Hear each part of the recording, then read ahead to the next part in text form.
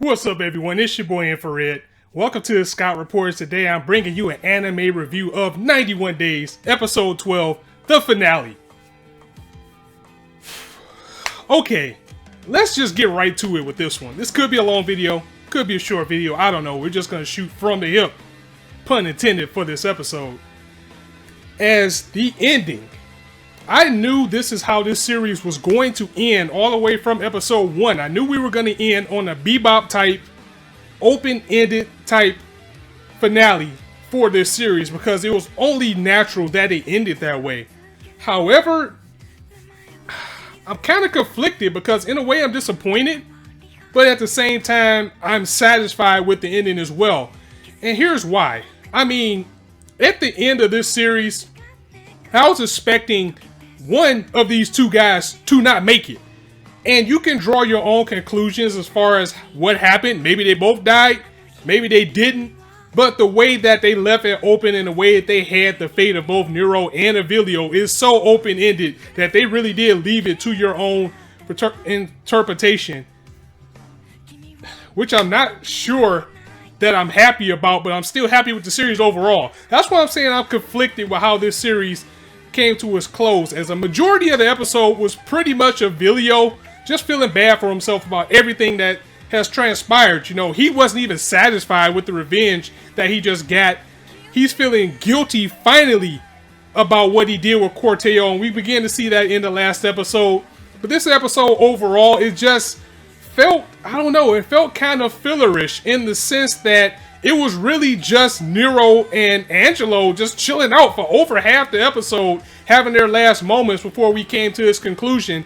And honestly, I felt that last episode could have maybe been about 8 or 10 minutes longer, and they could have covered everything that was important in this episode themselves. And then that could have been your finale. I mean, they could have took the little bits of talking that Nero and Avilio had, added that to the end of the last episode, and that would have been your finale. I would have been just fine with that. It had a lot of padding in this episode. Even though it was kind of symbolic, it was still nice. It was still a good visual thing to see all this silence and all this reflecting going on. But I just felt, in a way, the only thing you have to take from this episode, besides what ends up happening in the end game for everybody else, was the actual end result, which was left open, which is meant to have everybody talk about it. I just don't know how I feel about it, and I'll get into that now. But of course, there are a lot of good things about this episode, and you can understand why they took the direction they did, because you're dealing with two characters who didn't have anything else to live for, both for Avilio and Nero, especially Nero at this point, because the Orca family's dead, they were gone, the Fongo family's gone, the Glacias wiped out all of the Venettis, I mean just in straight street sweeper fashion, that they're all gone. He's the last one left, and they're still after him for his head, so he doesn't have anything to go back for. So that ends Nero's life, because he can't go back to Lawless because he'll be killed. With Avilio, again, he wasn't even satisfied with all the carnage that he had and all the revenge and the killing that he did, because he ended up getting Corteo killed. And you can also see that Nero and Angelo, they had something with each other. It's like Nero saw a brother, a new friend in Angelo after the death of Vano and everything that went down. And Avilio, he was beginning to see Nero as a brother as well. So again, that's where the hurt and everything came in. And I always knew from the beginning of the series that that was going to be a big hurdle for both of these guys as far as killing each other. As I really do believe in some sense that Nero spared Avilio's life on the end with the footprints. That was symbolic. Once again, it's like you saw Nero walking towards the beach. You hear a gunshot. You don't see anything else. You don't see anybody. You don't see any blood. So it's like, did he get away or what? What happened with that? Then there was a part at the end with Nero driving away, and it looks like he was being tailed by somebody. So it's pretty up there that the Glacia family was after him and probably caught up to him, because when he was looking at the pineapples that was in the seat that reminded him of the time that he had with Avilio, he had a little bit of a smile.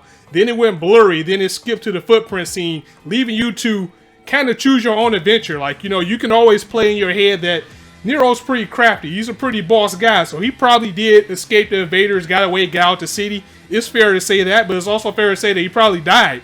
Same goes with Avilio. Maybe Nero did shoot him, but then again, they just left it too open for me, at least, to confirm that, because I think if he would have killed him, we would have saw some blood in the water. We would have saw something other than just not seeing Angelo again, and especially the part where Nero said that all this revenge was for nothing. I mean, what's the point of revenge? It's only going to make things worse for everybody else. So with those words being said, I do feel that Nero, at the very least, spared Angelo's life, but what happened to him could be up in the air. And when we're going back to the episode himself, it's just like, it was times where Avilio was in such a shell. He was just such an empty shell of himself that he was even trying to coax Nero into killing him by saying, I did all this. Everybody is dead because of me, and it's a shame your father didn't live longer. Because, you know, he probably was like, I will kill him too. But no matter what, Nero just couldn't bring himself to kill him right there because of the closeness that they had. The entire Venetti family is gone. Prohibition is about to be over. So even though Strega even thanks Avilio for making it easier for him to be the Don, that might end up being all for nothing, because if Prohibition goes back, these guys can't get their extra money under the table. So it's still a lot out there as far as the story as well. That was all wrapped up in a nice little bow, because even though all of the families are wiped out, everything is pretty much going to go back to a clean slate after that. But I think overall my favorite part of the episode was to actually see Angelo when he had his breakdown, when he was confronted by Nero by saying, I wish I would have died that night. Because then, you know, I would have been with my family. I would have been happy. That was a really big moment to see him finally show the emotions that he had bottled up inside of him for these 7 years. So 91 Days as a whole, what do I give the series? I'll give it a 9. I'll give it a solid 9. And again, because I was a little bit disappointed in the ending, it's what stopped it from giving it a perfect 10. But 91 Days himself, it is a contemporary anime. It is a much needed relief for the high school hero shonen type tropes that we're used to seeing in anime. And whenever anything is seinen, I'm definitely always there for it. So props to that for being the show that it was. It had excellent music. It had the nice tone. It had likable characters. It had characters you were invested in, as you kind of really did care about Nero and Angelo. And I know I didn't want them to have to kill each other, even though I knew it was going to end bloody at some point. It was thrilling. It was compelling overall. But again, that ending just left a little bit too much more to be desired, even if it was open-ended. I mean, I hate to compare it to Bebop, but if you take a look at it with Spike Spiegel and his last stand, at least we know Vicious was dead, and it's up to you to determine if Spike was dead or alive, even though there's no way he could have lived after going through all that and falling out of a building. You can look at the same thing here, because we didn't get any type of confirmation that Angelo was dead or anything that hinted that he was dead. Like, where's the body? Did it float off somewhere?